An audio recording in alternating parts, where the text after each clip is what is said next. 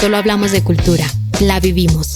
Este es el espacio donde Colombia y Alemania se encuentran para compartir historias, tendencias, experiencias y preguntas que van más allá del idioma. En cada episodio exploramos temas que nos conectan como humanos y lo mejor, lo hacemos de la mano de invitados que tienen mucho por contar. Bienvenidos a Boardful, un podcast lleno de palabra. Dale play y acompáñanos en esta aventura cultural. Hola, bienvenidos a Boardful Podcast, nuestra segunda entrega. Estamos muy contentos de que les haya gustado tanto este primer capítulo con María Cecilia Barbeta, pero por el momento voy a saludar a mi equipo, Sebas y Juan Pablo, ¿cómo están? Hola Jessica, ¿cómo estás? Jessica, Sebastián, un gusto saludarlos hoy.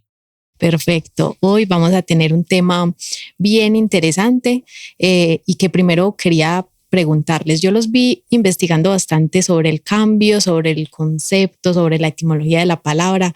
A ver qué han encontrado. Cuéntenme un poquito. Uh-huh.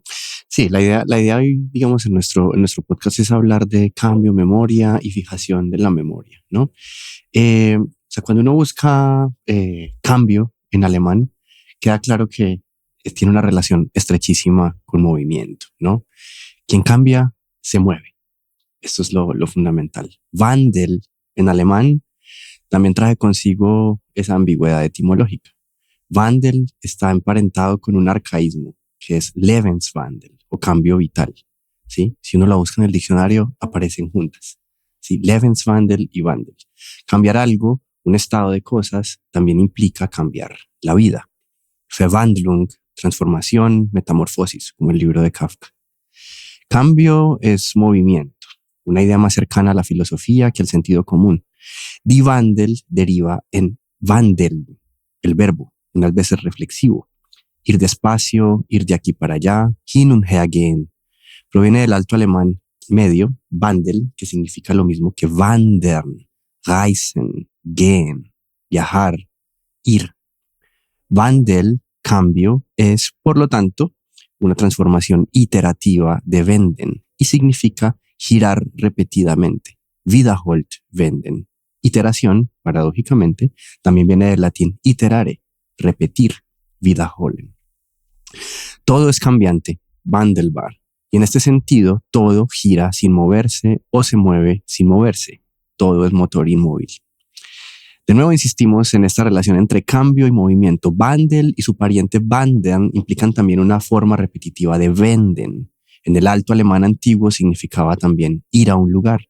Hoy, gehen en alemán y contiene o remite directamente al vocablo en inglés went, to go, went, gone.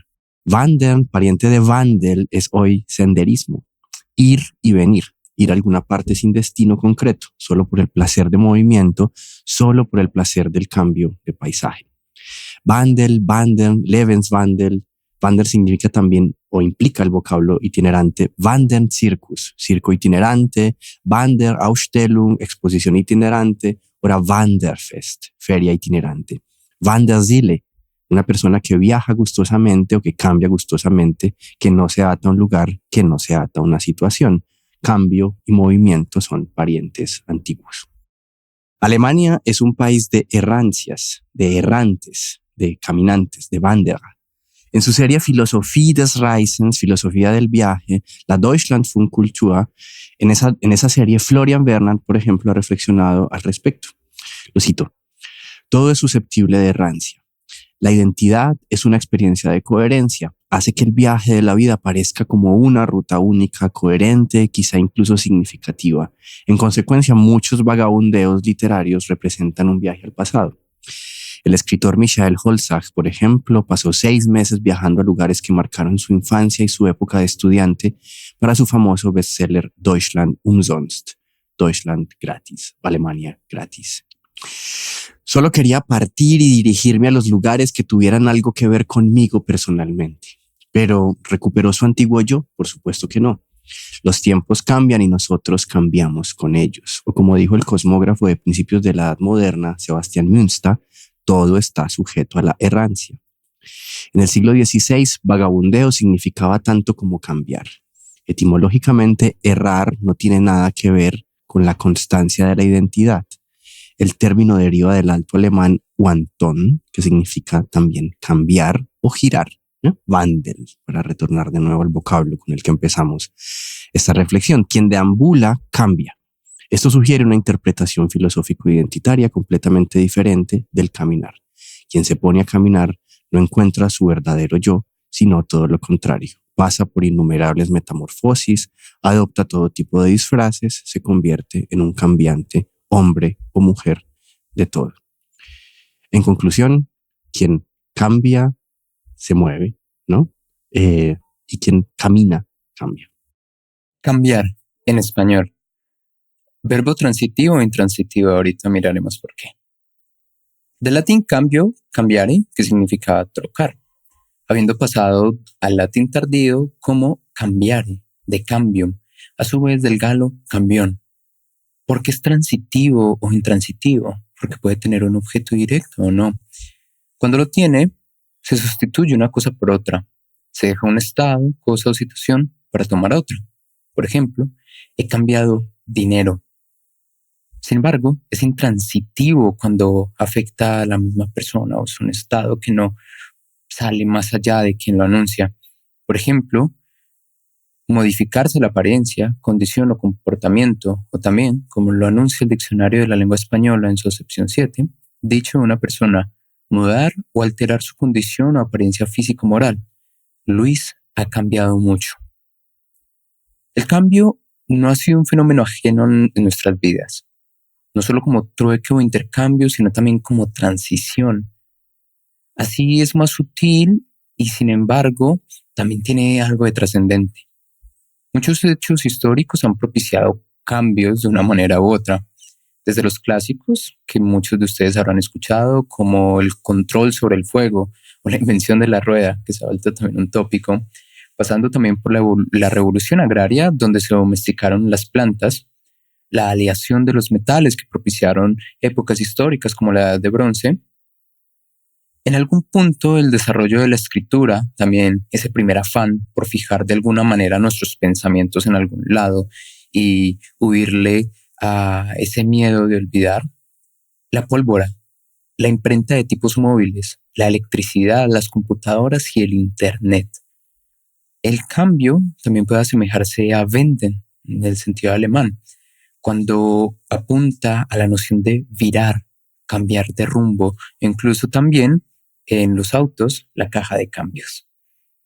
En especial en las últimas décadas, cuando cada cambio retumba y vibra con más fuerza en esos cimientos de lo que concebimos lo actual o la actualidad, esa necesidad y en parte también el querer por hallar nuevos puntos de intersección entre esos entornos digitales, esas ciencias también que han tomado más campo hoy en día, y los objetos físicos, lo que llamaríamos analógicos, se hace más notorio. Por ejemplo, la criptomoneda, un concepto que no será solo físico, ahora es también digital, incluso incontrolado. Las transacciones digitales, entornos también completos que se emulan en ambientes virtuales, como por ejemplo juegos, videojuegos de mundo abierto. Llevarlo concreto, lo tangible y darle cabida en un mundo de bits que en apariencia son infinitos, millones y millones de datos e información circulando en la web.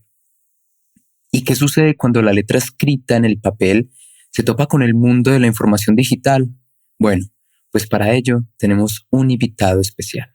Damos la bienvenida a Danilo Penagos Jaramillo, filólogo hispanista de la Universidad de Antioquia y también, si no estoy mal, máster de estudios literarios de la Universidad de Alicante.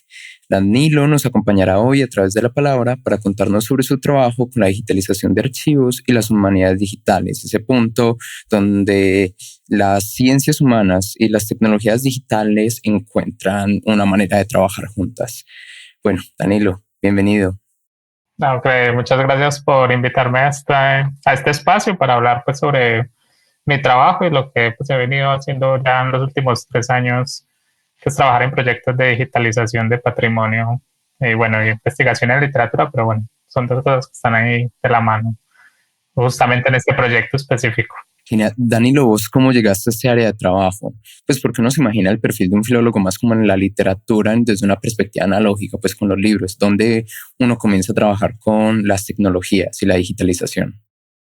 Yo empecé a interesarme por esta cuestión de las humanidades digitales, que es como el primer paso que di hacia estos temas de la digitalización, cuando estaba en el pregrado justamente trabajando en un proyecto sobre revistas culturales, pues que eso es lo que me ha interesado como en mi carrera académica, las revistas culturales y literarias. Y en un evento conocí, o bueno, había una conferencia sobre una colega que se llama Diana Roy Sanz, que había trabajado historia del libro y Big Data. Entonces había como recopilado o tenía la oportunidad de recopilar cientos de datos sobre publicaciones de libros en español y traducciones, si no estoy mal. Entonces desde ahí pues como que me quedó, eso fue como en el 2018, me quedó sonando.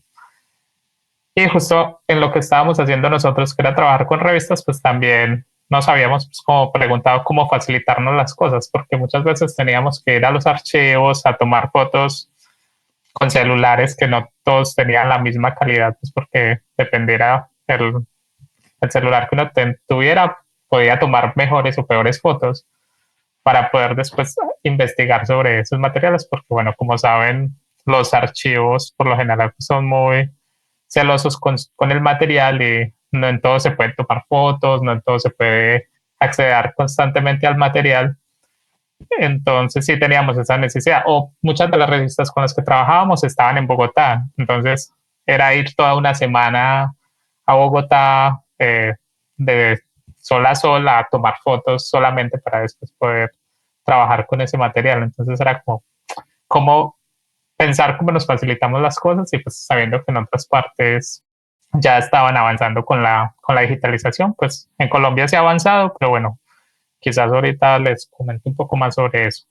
Danilo, sí, y además de como facilitarle la vida a los investigadores, ¿qué aplicaciones puede tener digitalizar toda esta gran cantidad de archivos que están de manera física? Es decir, ¿qué utilidad para una persona que, digamos, está fuera de este campo? Pues bueno, ¿cómo puede ver eso de alguna manera reflejado en diferentes aspectos del desarrollo cotidiano de una persona? Pues la gran ventaja es pues, como el acceso que se tiene a un patrimonio que está ahí, como nosotros lo llamamos dormido, pues que nada, que si bien está accesible a la persona que vaya a la biblioteca y consulte el material, pues no está de forma inmediata para que alguien lo consulte. Entonces es como tener a la mano todo ese material y pues, las utilidades son pues, múltiples o depende de la creatividad que tengan las personas, ¿cierto? Simplemente por curiosidad, pues, quiero consultar un recetario, por ejemplo, de recetas del siglo XVII, qué sé yo, tengo que ver cómo cocinaban, pues para el caso colombiano, cómo cocinaban en la colonia y alguien escribió un libro de recetas, pues podría aplicar o consultar ese material y ya empezar a hacer, pues, qué sé yo, con eso sus propias recetas, montar un canal de YouTube para... Comida del siglo XVII. Hazlo pues, tú mismo. Ya está la creatividad que se le da al uso de ese material que en la mayoría de los casos el material que se digitaliza es de dominio público, que quiere decir pues que es de todos ya y que se puede hacer con él lo que quieran. Ok, listo. No, que tenía como una duda y yo creo que es una duda que todos los oyentes pueden llegar a tener, que no tenemos un público que sea absolutamente especializado en el tema. ¿Cómo definirías tú este asunto de la digitalización de archivos y el patrimonio? ¿No? Es decir, ¿cómo le explicarías tú a alguien que no conoce o que no está familiarizado con el tema en qué consiste? ¿No?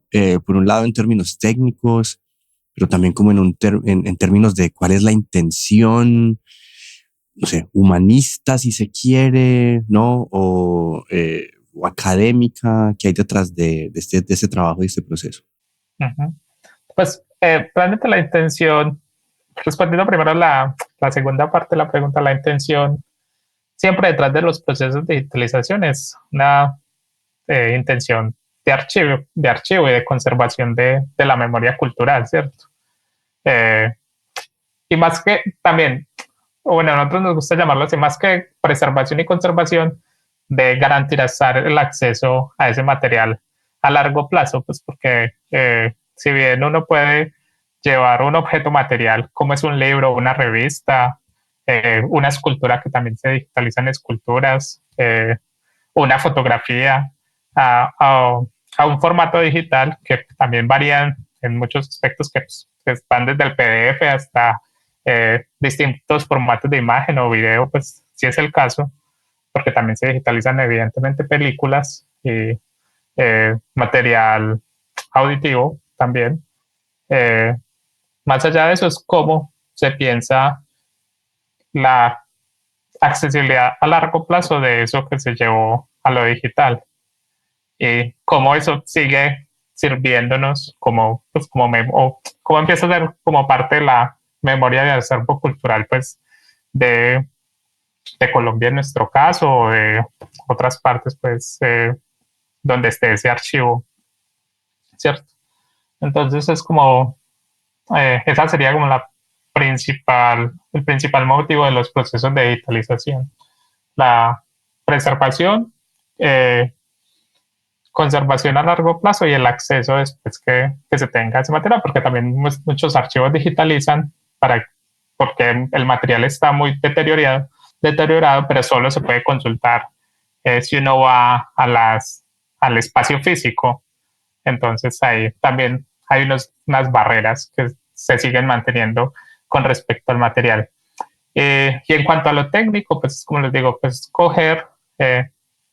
bueno, no es solo coger algo físico como un libro y escanearlo y ya, y convertirlo a PDF, sino que también hay prácticas y procesos pues que se estandarizan para que enriquezcamos ese material con metadatos, porque es realmente convertir el objeto físico en un dato más dentro de un universo de datos que están, en este caso, en Internet, pues porque finalmente se distribuye a través de Internet para que tenga un acceso amplio. Entonces, lo ideal es que siempre eso que se digitaliza o que se convierte a digital esté acompañado por el enriquecimiento de metadatos. Eh, Entre más, mejor, ¿cierto? Y buscar que el material siempre sea encontrable dentro de la web. Danilo, ya desde tu experiencia en Colombia, ¿cuáles han sido como los principales retos, avances, desafíos a la hora de digitalizar archivos culturales, por ejemplo, revistas literarias? También me gustaría complementar esa pregunta. Las personas aquí en Colombia, ¿dónde pueden encontrar todos esos archivos alojados? Porque claro, a veces tantos datos, tanto volumen de datos esparcido en el Internet en general, pues muy fácil perderse allí. ¿Dónde uno se puede remitir y no como si embolatarse con el hipertexto y con los metadatos aquí en Colombia para encontrar esas ediciones y todo ese material digitalizado?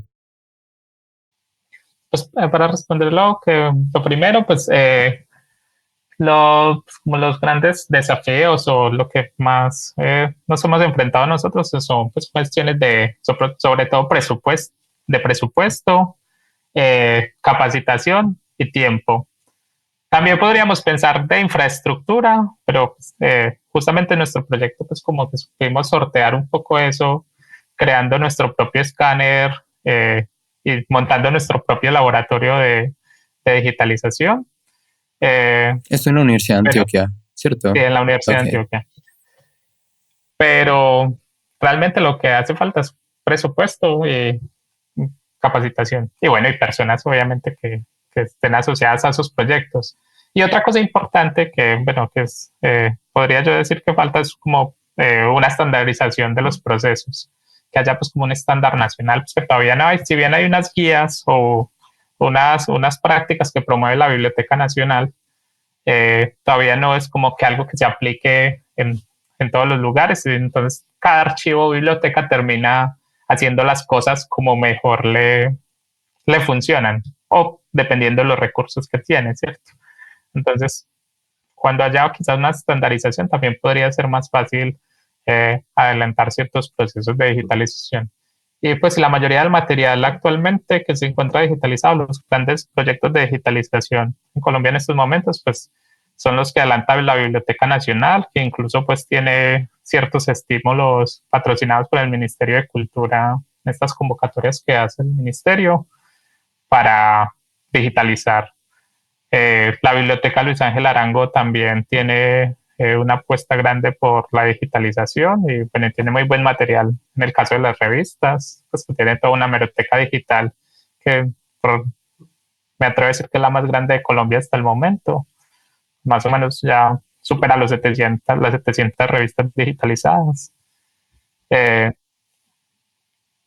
AFIT también la biblioteca de AFIT también ha adelantado cositas de digitalización. La Piloto también tiene todo el archivo fotográfico digitalizado, pues que es otro tipo de archivo muy interesante. Entonces, y también ya están trabajando pues como en publicaciones periódicas como revistas. Y la Universidad de Antioquia, pues que con nuestro proyecto pues dio uno de los primeros pasos también a la digitalización de este material. Por supuesto. Y para responder exactamente a lo que preguntabas, pues en los sitios web de estas instituciones, pues es donde puede acceder uno a ese archivo digitalizado. yo complementaría allí que en cuanto a la instrucción, diría que no es solo como para las personas que digitalizan, sino también para las personas que quieren acceder a ello, porque al final del día sí hay mucho trabajo ya realizado, lo que nos cuentas, con la Universidad FIT, la Antioquia, la Biblioteca Luis Ángel Arango. Así que bueno, creo que también es como hacer esa promoción para que la gente acceda a sus archivos. Sí, justamente, pues eso que dices es muy importante porque justamente es una de las cosas que siempre, o bueno, en nuestro proyecto no lo hemos pensado y es como también un desafío y es como eso que se digitaliza a hacerlo conocer. Que no se quede hermético. Exacto, que no se quede ahí simplemente, bueno, está abierto, disponible, pero nadie sabe que existe. Entonces, ¿cómo dinamizar la consulta de ese material? Pues eso ya tiene que ver con la divulgación pues, cultural, científica, si se quiere, que pues en muchos casos en la academia estamos muy quedados en ese aspecto, pues porque, bueno, no tenemos como las herramientas para hacerlo. Entonces, es chévere eso que dices. Sí, ¿y cómo ves el papel del Estado aquí en Colombia, Danilo? O sea, mencionaste la Universidad de Antioquia y bibliotecas que tienen algún carácter público, pero ves en términos como de plan o proyecto estatal o nacional, digamos como algo que sea un motor para la realización de estos proyectos de digitalización. No hay como un interés, pues hay un interés más allá del interés académico, ¿no lo ves acá en Colombia? Pues yo creo que en cierta parte se hay interés, pues, pero está todo muy cargado es en las instituciones culturales. Entonces, por ejemplo, lo que adelante la Biblioteca Nacional y no más. Entonces, si las personas que están dirigiendo en cierto momento, que sabemos que ese cargo es político, el de la Biblioteca Nacional, pues cada vez que llega un presidente nuevo ponen a una persona ahí, entonces tampoco los procesos se terminan sosteniendo a lo largo del tiempo. Entonces, mientras no haya personas interesadas en promover desde estas instituciones la digitalización del patrimonio, pues no se avanza mucho. Yo creo que el gobierno daría recursos para eso si hay iniciativas que lo promuevan, pero también quizás habría que pensar en políticas públicas de digitalización que se mantengan a largo plazo, que pues, hasta ahora yo creo que son muy pocas o inexistentes. Se diferencia un poco de cómo es aquí en Alemania, que si hay una política general para todas las bibliotecas que quieren digitalizar, todas tienen que seguir unos lineamientos. Hay un diálogo entre bibliotecas para decir, nosotros ya tenemos esto digitalizado, complementenlo ustedes con el material que tienen y que a nosotros nos hace falta, y así vamos creando un acervo común de digitalización. Bueno, contanos más de eso, por favor. Pues sí, sé hace poco que estás en Alemania. ¿Cómo llegaste allá en un primer momento? Sería chévere que nos pudieras contar. Y segundo, pues bueno, ¿qué has encontrado allá diferente? Ya no solo como un nivel técnico que uno ya puede suponer pues que en un primer momento hay recursos, y ya lo que nos cuentas que ya hay como una red más consolidada de bibliotecas o incluso como departamentos de bibliotecas que están encargados únicamente en temas de digitalización de archivo. ¿Vos qué has visto? ¿Qué te has llevado como de bueno y también de negativo incluso? Nunca sabe. Yo llegué aquí precisamente pues con este proyecto con el que estamos trabajando las revistas, la digitalización de unas revistas colombianas, porque era pues como un proyecto binacional de investigación sobre ese material. Entonces, en principio vine a hacer unas visitas a bibliotecas aquí en Alemania para ver cómo trabajaban, cuál era el flujo de trabajo, qué herramientas utilizaban, cómo hacían las cosas, como para llevar, pues, hacer esa transferencia de conocimiento y tratar de aplicar algunas de esas prácticas en nuestro proyecto, ¿cierto? Y ahí pues he conocido como 4 bibliotecas distintas, donde pues cada una, dependiendo del equipo que tiene disponible y lo grande que es la biblioteca, pues tiene ciertos flujos de trabajo, pero siempre bajo una directriz común, que es la directriz nacional para la digitalización de archivo patrimonial, eh, y que conecta a todas las bibliotecas en Alemania. Entonces, pues eso es como, yo creo que una base importante para que estos proyectos se mantengan a largo plazo y sean exitosos, pues como que haya esa estandarización, como les decía al principio. Eh, no sé. Y a nivel técnico, ¿qué sorpresa te llevaste?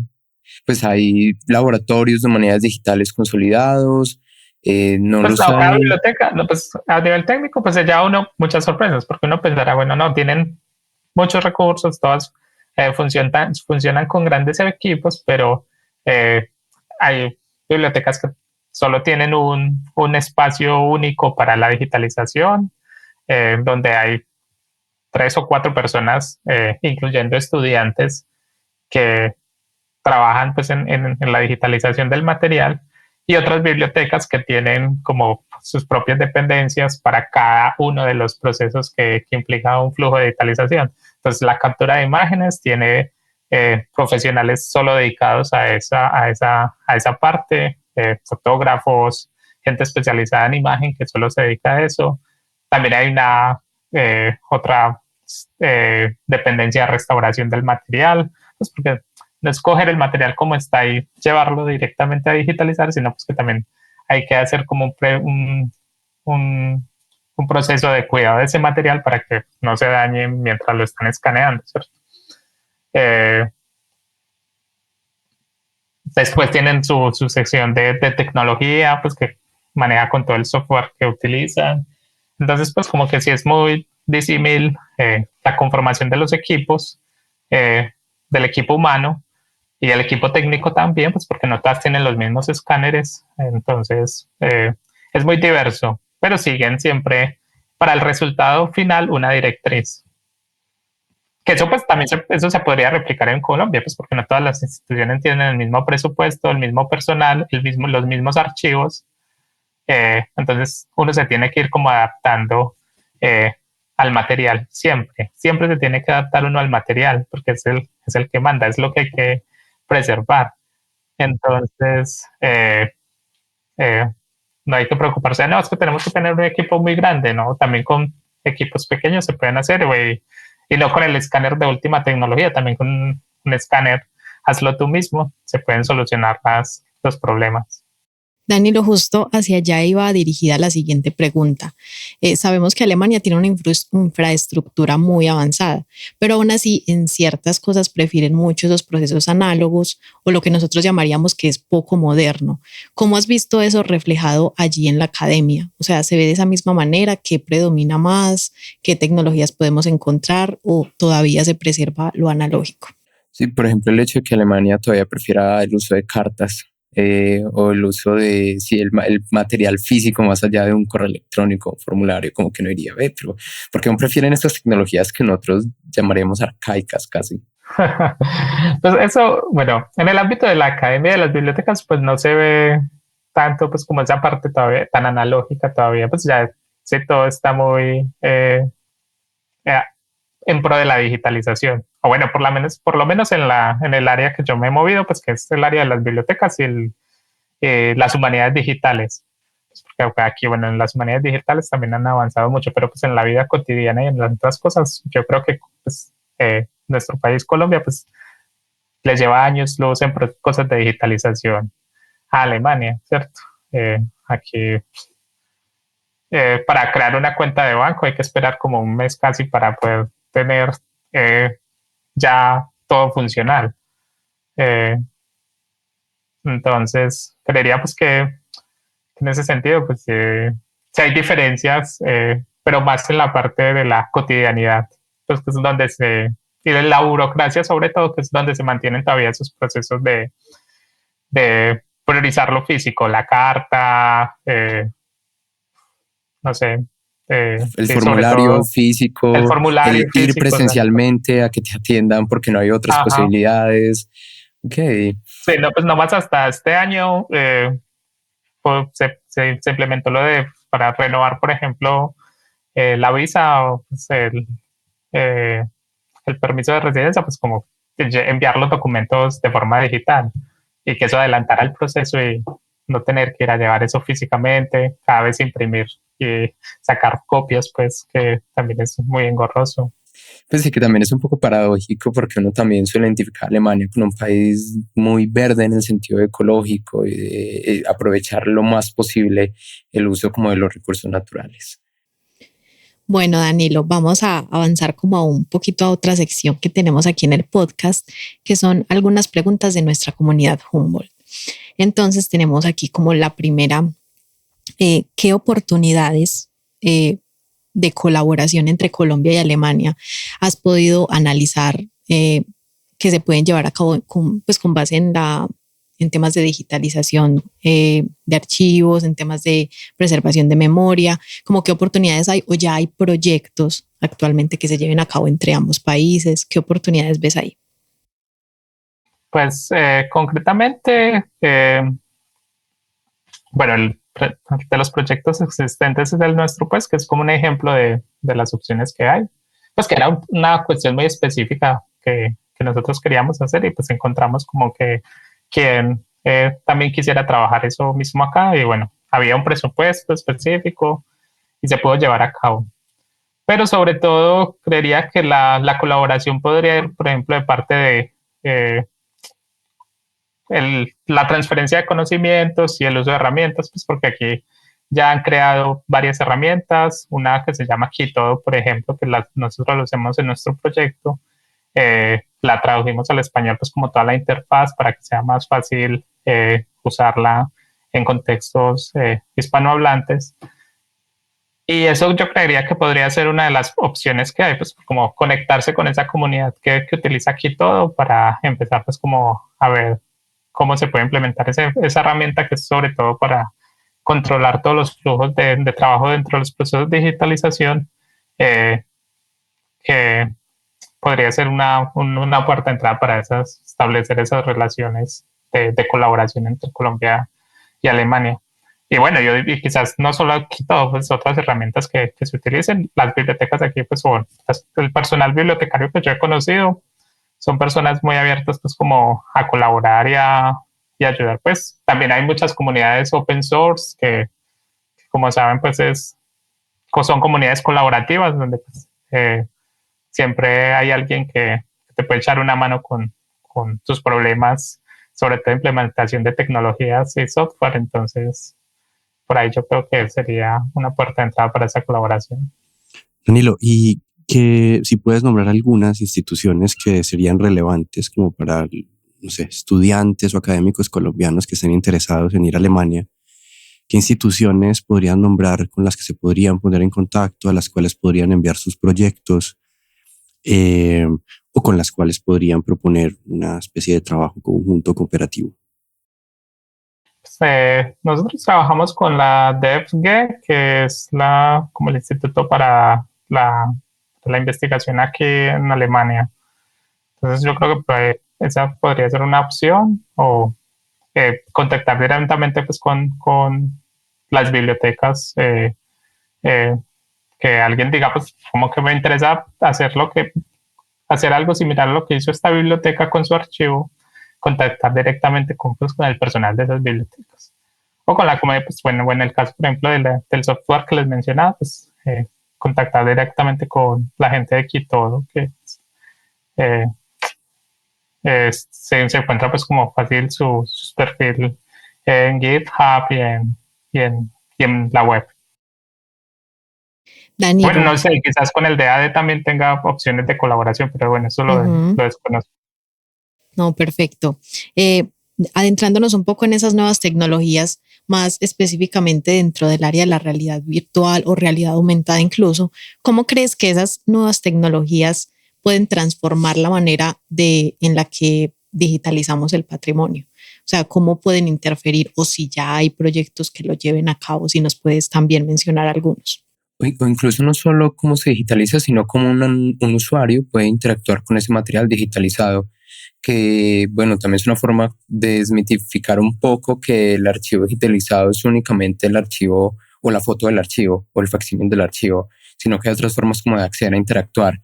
¿Vos cómo lo ves? Pues no, yo soy optimista siempre con la implementación de estas nuevas tecnologías, pues si no las veo pues como que de mala manera como muchos otros, ¿cierto? Y para mí tiene muchas posibilidades el uso de, por ejemplo, de inteligencia artificial o de realidades aumentadas para sobre todo la consulta y la divulgación, como hablábamos ahora, de ese material. Pues hay proyectos, no específicamente en esta área pues, de la literatura, que es en la que yo me muevo, sino pues, por ejemplo, en la arqueología, donde utilizan la realidad aumentada para que tú puedas hacer, bueno, en los museos también, que tú puedas hacer una visita guiada directamente a través del museo, con todas las obras que están en ese museo digitalizadas y pues sí, y verlas como si estuvieras allí, ¿cierto? O la visita a un yacimiento arqueológico de como pues, sí, y recrean todo el, digamos, toda la La Roma, por infraestructura, sí. ejemplo, o una pirámide, y tú te puedes sentir como dentro de ese espacio a través de la visita virtual. Eh, y con las inteligencias artificiales, pues, si bien no conozco proyectos que ya estén aplicando eso, pues eh, sí habría pues como que ver qué se podría hacer en reconstrucción con estas inteligencias artificiales generativas, reconstrucción de imagen, pues le puedes le puedes pasar una imagen que esté deteriorada y pues, ver cómo la crea. O también hay un proyecto interesante que ya tiene que ver sobre todo con videojuegos, es cómo utilizar, por ejemplo, un archivo fotográfico para hacer un videojuego. Y eso ya hay un ejemplo de eso en México, que hicieron un videojuego súper chévere con ese archivo digitalizado. Bueno, también hay algunas críticas y es pues, claro, como bien sabemos, eh, estos algoritmos de inteligencia artificial pues los alimentan con todo lo que hay disponible en Internet eh, y se empiezan a crear herramientas con eso. Entonces, bueno, es una cuestión ética, pues como, bueno, digitalizamos todo esto para que después una compañía lo utilice y se lucre de ello eh, y que el usuario final no pueda ni acceder al mismo material después, ¿cierto?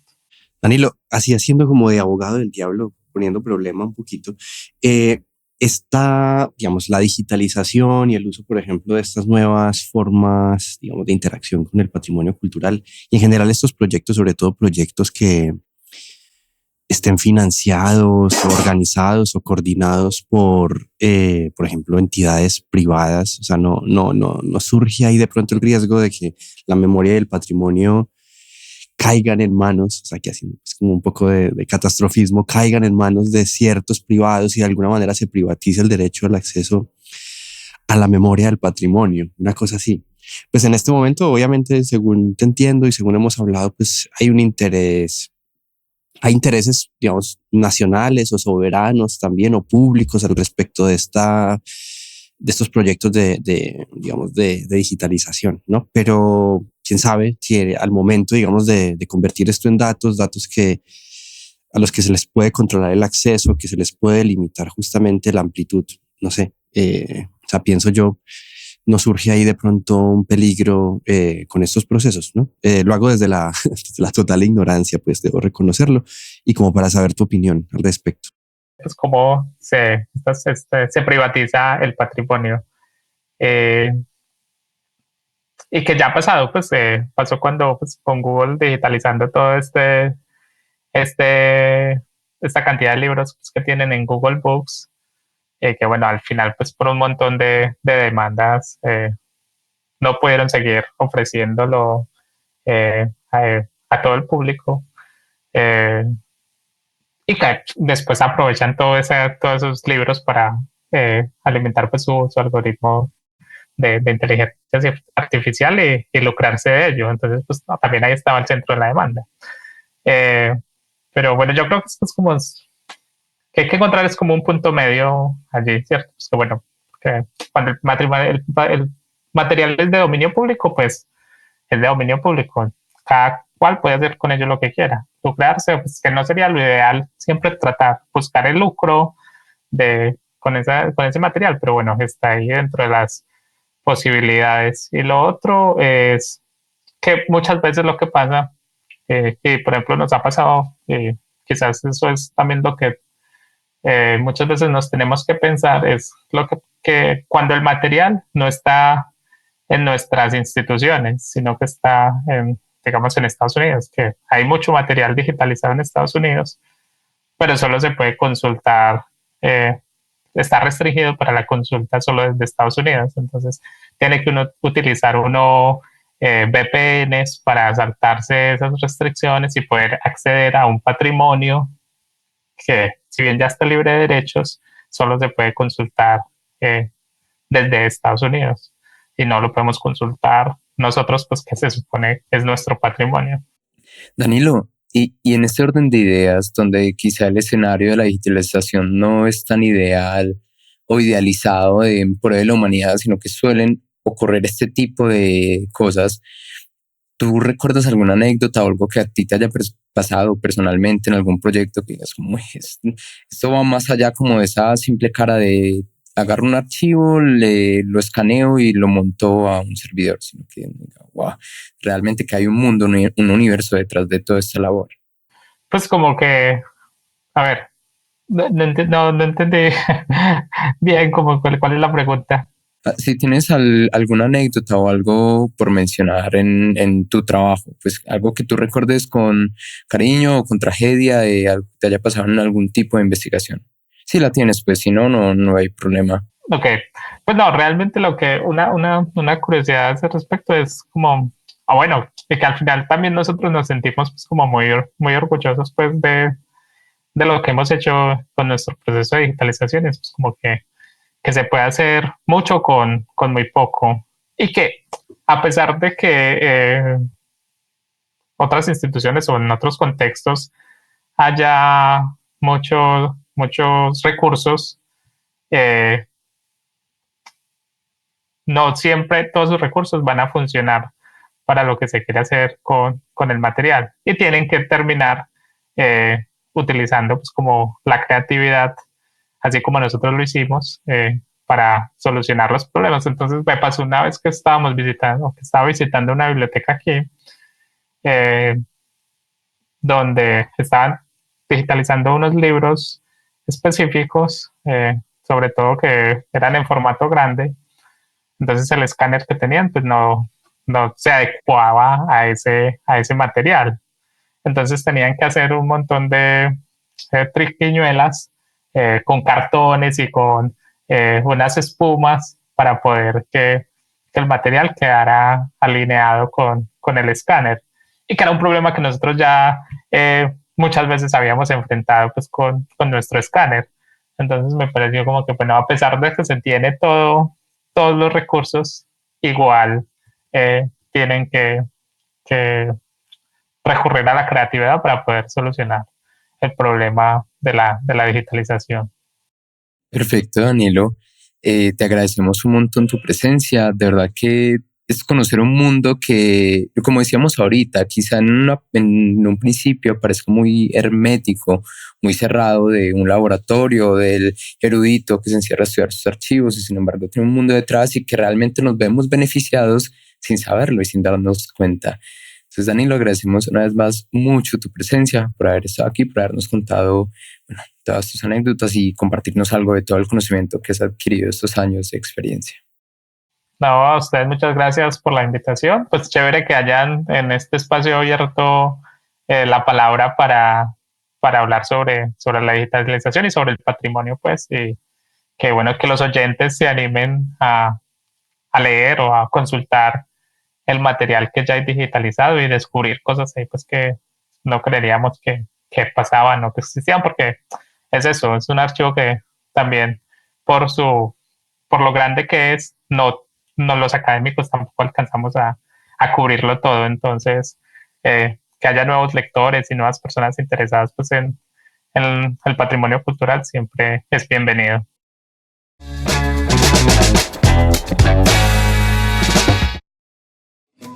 Und dann doch fortzugehen, Hand aus Hand, als ob man ein geheiltes Neuze riese, fortzugehen, wohin? Ins Ungewisse. Weit ein unverwandtes warmes Land, das hinter allem Handeln die Kulisse gleichgültig sein wird, Garten oder Wand. Und vorzugehen, warum? Aus Drang, aus Artung, aus Ungeduld, aus dunkler Erwartung, aus Unverständlichkeit und Unverstand. Me quedo lindo. Recapitulando un poco todo lo que nos trajo Danilo, me encantó mucho todos los temas que trajo, como el tema de la memoria, cómo llevar, digamos, ese patrimonio cultural a la gente que no puede acceder a él por medio de la digitalización. Y traía así como temas de actualidad. He estado recientemente viendo la nueva temporada de Black Mirror. No sé si de pronto ya se la vieron, en qué capítulo van. Me he visto un par. Está bueno y sobre todo cuando hacen continuidad de U.S. Callister, que fue uno de mis capítulos favoritos. Yo voy como en el capítulo 4, 2 muy somníferos y 2 interesantes, ¿no? Pero me ha parecido muy buena, ¿no? Esta última temporada. Está súper chévere. Hay un capítulo en específico que se llama The Entire Story of You. En resumen, es un chico que, bueno, en el capítulo como que se implantan un chip para estar constantemente recordando o estar grabando todo lo que viven. Entonces no tienen que estar, básicamente el resumen es que no tienes que estar recordando rostros constantemente con tu propio cerebro, sino que todo va a estar grabado. Eso es heavy porque, digamos, la memoria tiene esa fugacidad de que puede que no nos acordemos o no. Qué tan beneficioso es que siempre nos acordemos de todo, porque también depende del recuerdo. Uh-huh. Ese es un capítulo de la primera temporada, ¿no? Sí, creo que es el tercero de la primera. Es el tercero de la primera temporada. Es una de esas primeras bombas que te presenta también Black Mirror en su como presentación de capítulos distópicos. Sí, creo que lo recuerdo bien y creo que es muy a propósito del tema del que venimos hablando, que es el asunto de la memoria, ¿no? ¿Qué tanta memoria es buena, ¿no? ¿Qué tanto almacenar y guardar es bueno también? Exacto, sí, porque nos confronta un poco con, digamos, los problemas con los que veníamos discutiendo junto a Danilo, ¿no? Los peligros de la digitalización del patrimonio, pero al mismo tiempo en general nos confronta con el problema de la memoria, que creo yo que es un problema esencialmente humano, ¿no? Yo no sé si ustedes ven riesgos en la memoria. Uno diría que no, pero ese capítulo, si me acuerdo bien, lo que está tratando de mostrar es el peligro de recordarlo todo, o los peligros de recordarlo todo. No sé ustedes cómo lo han visto, cómo lo recuerdan. También esa necesidad de no dejar pasar las cosas, de que debo retomar y no doy como ese paso a la superación de los hechos. También lo que mencionas, Jessica, me hace recordar algo que en algún momento leí hace un tiempo, y es una crítica sobre nuestro comportamiento en torno a estos dispositivos de almacenamiento digital y toda la información que podemos tener allí. Ya no solo porque se vuelven casi que una extensión de nosotros en el sentido de que almacenan toda nuestra información, sino que nuestra memoria se ha adaptado ya no para recordar las cosas, sino para recordar dónde las hemos almacenado. Ya no sabemos, por ejemplo, datos o planteamientos de, no sé, un libro, un argumento, una película, sino que decimos, sí, eso está en tal página. Más fácil podemos remitirnos a la fuente y funcionamos ya en una red de fuentes que en un conocimiento conceptual como más o menos hilado. Eso es curioso porque hace poco en una conversación con amigos me daba cuenta que muchas veces en medio de la conversación ya no teníamos que recordar el dato, ¿no? Y entonces es como muy natural en medio de la conversación sacar el celular y revisar en qué año salió esta película o de quién es el director de tal película, de tal obra, quién escribió este libro, etcétera, etcétera, etcétera, ¿no? Y es muy común decir como, uy, no lo sé, pero espérate que yo sé dónde lo tengo guardado. Apenas lo encuentre, te lo mando. Sí. Y la facilidad para recordar, o sea, ya no, como a todos le tomamos foto y a veces no sé si les pasa, pero se nos llena la galería de un montón de cosas, ya no tenemos espacio.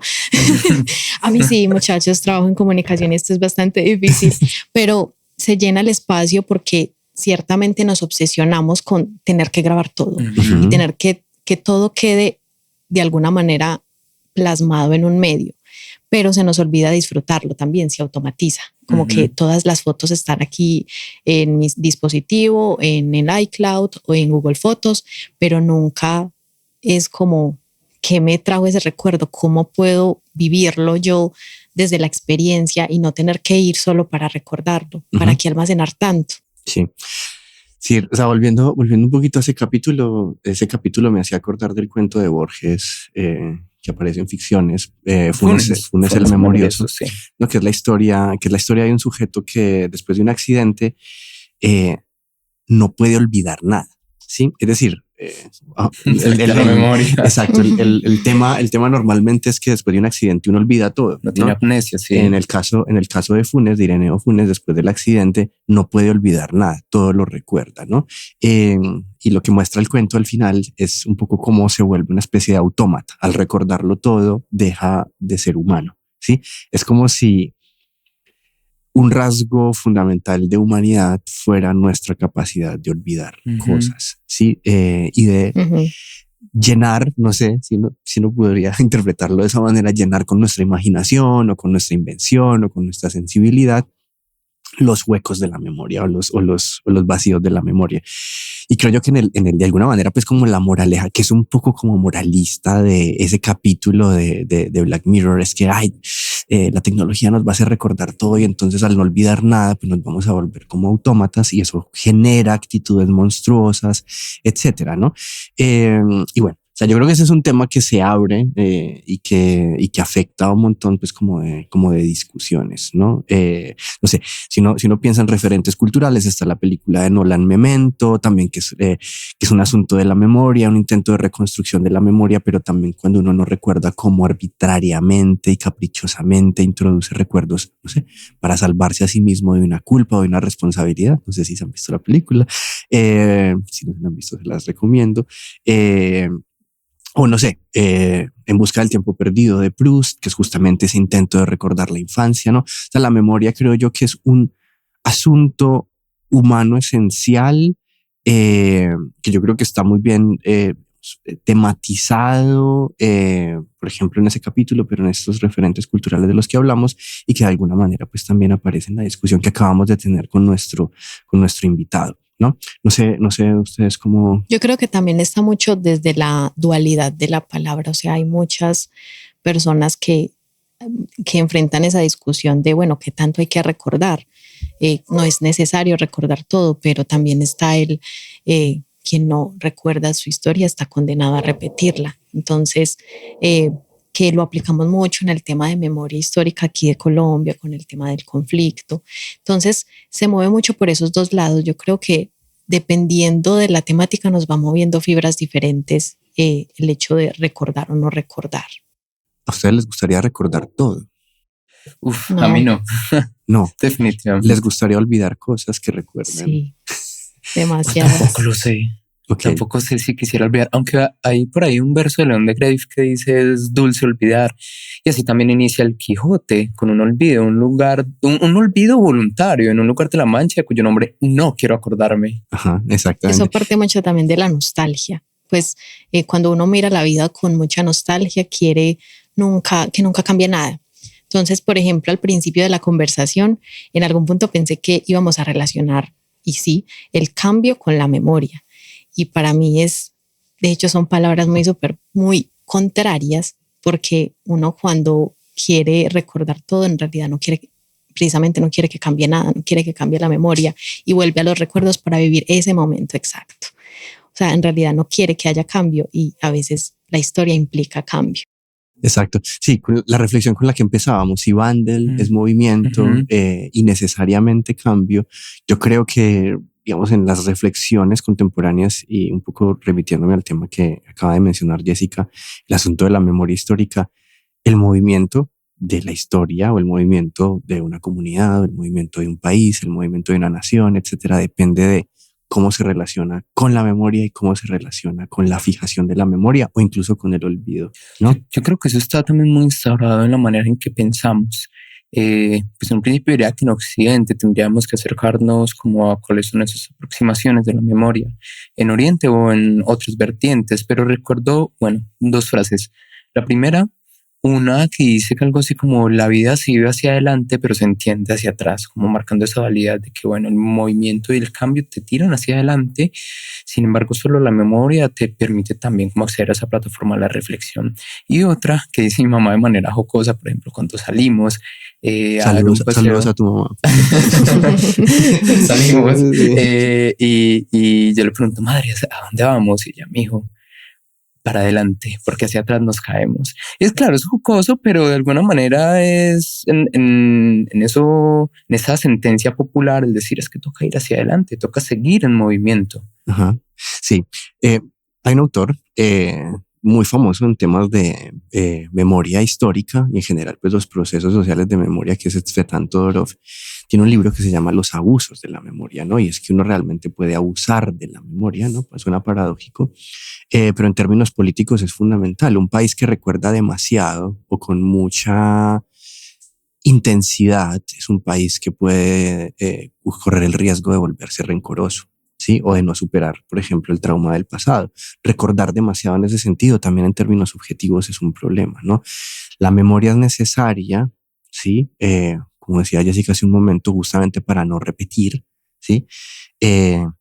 Pero también el olvido es necesario para seguir adelante, ¿no? Muchas veces, o sea, en los casos de memoria histórica, por ejemplo, cuando se les pregunta a las víctimas cuál es su principal deseo, muchas de las respuestas en estas discusiones es yo quisiera olvidar, ¿cierto? Y de olvidar depende al mismo tiempo de perdonar, etcétera, ¿no? Entonces, de alguna manera, siempre estamos sometidos a la necesidad de la memoria, pero al mismo tiempo la necesidad de relativizar la memoria, e incluso de fijarla, ¿cierto? Fijarla, porque parece ser que la única forma de seguir adelante también puede ser fijando la memoria.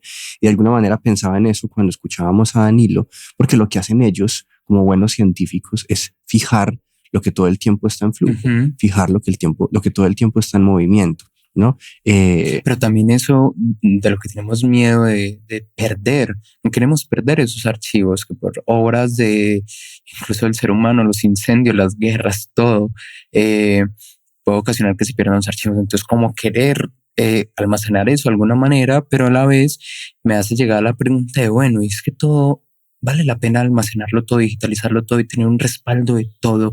Volvemos a lo mismo, queremos recordar todo. Y es muy interesante porque, claro, ellos lo hacen también desde una perspectiva científica de, no, es que en pro de la humanidad hay que almacenar lo máximo posible que se pueda obtener de ella, de sus archivos, pero bueno, hasta qué punto también queremos almacenar todo eso. O sea, yo creo que la memoria es frágil, fundamentalmente, la memoria humana. Empezamos justamente por ahí. Tenemos que mirar todo el tiempo el celular porque nos hemos vuelto cada vez más débiles en términos de capacidad de almacenamiento y ya no tenemos la disciplina, ni la paciencia, ni la concentración para hacerlo, ¿no? Estos son tiempos donde la concentración falla. Yo creo que el trabajo que hacen ellos, el trabajo de fijar el patrimonio, fijar la memoria, digamos como que reconoce elementos importantes como de estas huellas patrimoniales, es el hecho de que son frágiles, ¿no? El material es frágil, ¿sí? Y si el material es frágil, la memoria es frágil. Quizá no los almacenamos siempre para recordarlo todo, como lo decías hace un momento, Pablo, sino por lo menos para tener la posibilidad de recordar cuando queramos recordar, ¿no? Eso me parece. Y sí, lo que decíamos ahorita, ya estamos en la modalidad más de recordar dónde hemos almacenado las cosas, recordar las cosas en sí mismas. Mira que eso es un tema que ha movido mucho a las civilizaciones, bueno, miles de años, sería que es como una pregunta milenaria, por así decirlo, pero especialmente por ahí de 5.000 años hacia acá, donde se ha consolidado más como el tema de la escritura, de esa fijación, y también en situaciones como, por ejemplo, de que hay mucha gente que lamenta todavía la pérdida de la Biblioteca de Alejandría. Incluso algunos condenan eso como un atraso en los avances de la humanidad, que bueno, cada quien puede tener sus propias perspectivas, sin embargo, está ahí presente esa pregunta también. Sí, y creo que yo lo mencionaba Jessica hace un momento, pues Colombia creo que está enfrentada pues a un desafío muy particular en la medida en que somos un país con una memoria quizá no consolidada, ¿cierto? Somos un país con una memoria todavía abierta, ¿no? Como que hay un cúmulo de eventos del pasado que no han cerrado, alrededor de los cuales no hay un consenso, no tenemos como una relación clara con eso, ¿no? Y en esa medida yo creo que el trabajo de digitalización patrimonial, por ejemplo, es un trabajo fundamental. No solo nos ayuda justamente a acceder a ese patrimonio, universaliza el contenido de ese patrimonio, es decir, en efecto lo convierte en un patrimonio de todos, al que todos podemos acceder, o al menos eso es lo que se espera, ¿no? Pero al mismo tiempo, sirve para que los procesos, de transformación social y política sigan adelante, ¿no? Un país que necesita mucha memoria. Por eso difería tanto ahorita cuando decías eso de que lo que vivió un territorio en términos de memoria, si tiene mucha memoria, puede que también se atrase un poco. En realidad, en temas específicos como en Colombia, donde no hay procesos terminados, donde no hay reparación de víctimas, donde las mismas víctimas son las que sacan los proyectos para que no se olvide la historia y todo lo que ha vivido Colombia, es necesario y hay que seguir impulsándolo. Y no hay, si bien hay temas o pequeños proyectos que la respaldan, no hay una conciencia social de eso. Y de hecho hay rechazo, es como que, ay no, ¿por qué tanta nostalgia? ¿Por qué siguen recordando lo mismo? Porque son personas que no lo vivieron y que no saben la angustia que es no obtener reparación de ello, o no un reconocimiento, y que el Estado o la entidad que sea te diga, bueno, esto, reconocemos esto, encontramos culpables, o bueno, otros temas que se abarcarán ahí. Entonces es aferrarse a eso para poder resolverlo, porque al fin y al cabo la historia que vivieron hace 20, 10 años es la única que tienen para aferrarse para resolver eso, y el único, al fin y al cabo, recuerdo que tienen de alguien muy amado, así sea negativo. Por ejemplo, hay algo que suele compartir Colombia, Alemania, que de alguna forma, alguna vez una amiga alemana me lo mencionó como Erinnerungskultur, o una especie de cultura de la memoria, donde recordamos lo que sucedió, no en el sentido de volver a ello y no superarlo, sino como tenerlo en cuenta para plantear nuevas perspectivas vitales. Y es un proceso que en Alemania sigue sucediendo hoy en día, como por ejemplo vivir todo lo que sucedió durante la Segunda Guerra Mundial, incluso después también, al ser un país que estuvo dividido. Es un proceso que también a nivel de reunificación, no solo como territorial, poblacional, o incluso a nivel de empresas, sino también como en general emocional o identitario, es un proceso que todavía transita. Sí, de ahí la importancia pues del proyecto que lleva a cabo nuestro invitado hoy, Danilo Penagos, y la importancia que tiene para Colombia en general, pues como para la sociedad colombiana, que este tipo de proyectos, por ejemplo, de cooperación entre dos países que tienen una tradición muy fuerte de necesidad de memoria, ¿sí? Que se sigan fortaleciendo estos proyectos en los cuales se intenta construir memoria, se intenta fijar memoria, se intenta construir un registro universal del patrimonio. Y luego marcharse apartando la mano de la mano, como si se desgarrara de nuevo un algo ya sanado, y marcharse. ¿A dónde? A lo incierto, lejos, hacia una cálida tierra inmóvil, que detrás de toda acción, como un telón de fondo, será indiferente, jardín o muro. Y marcharse. ¿Por qué?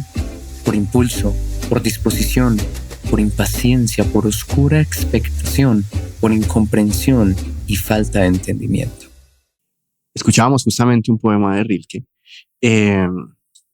precisamente para invitar a toda nuestra comunidad a los talleres del seminario rilkeano que tendremos en el mes de julio en la Biblioteca Pública Piloto, ¿no? Pueden encontrar toda la información en nuestras redes sociales respecto de cómo participar para poder estar en estos talleres junto a la escritora y poeta de la ciudad, Jenny León, que tendremos en la Biblioteca Pública Piloto alrededor de la obra de Rainer Maria Rilke. Y digamos que también va a ser un espacio para que quienes participen, jóvenes y adultos, puedan no sé, aprender un poco de la escritura creativa, que se acerquen quizá indirectamente al sonido o al alemán, y bueno, para que todos de alguna manera pues, puedan disfrutar de este espacio. Y justamente en este momento estamos en convocatoria de nuestro premio Alemania como tú te la imaginas. Es nuestra 4ª edición y tiene la temática un poco de cortos, hechos con celular, hechos de manera profesional. Se llama Alemania Imaginada, el arte de ver lo invisible. Entonces queremos que todos participen en este momento con historias por más locas que les parezcan de Alemania. También queremos conocer todas esas visiones y hay premios muy interesantes. Así que revisen nuestras redes sociales, ahí está toda la información de ambas convocatorias. Y bueno, así llegamos al final de este capítulo. Les agradezco mucho, Jessica, Juan Pablo, por su presencia, por su colaboración y hasta una próxima ocasión. Nos vemos. Hasta luego. Hasta luego.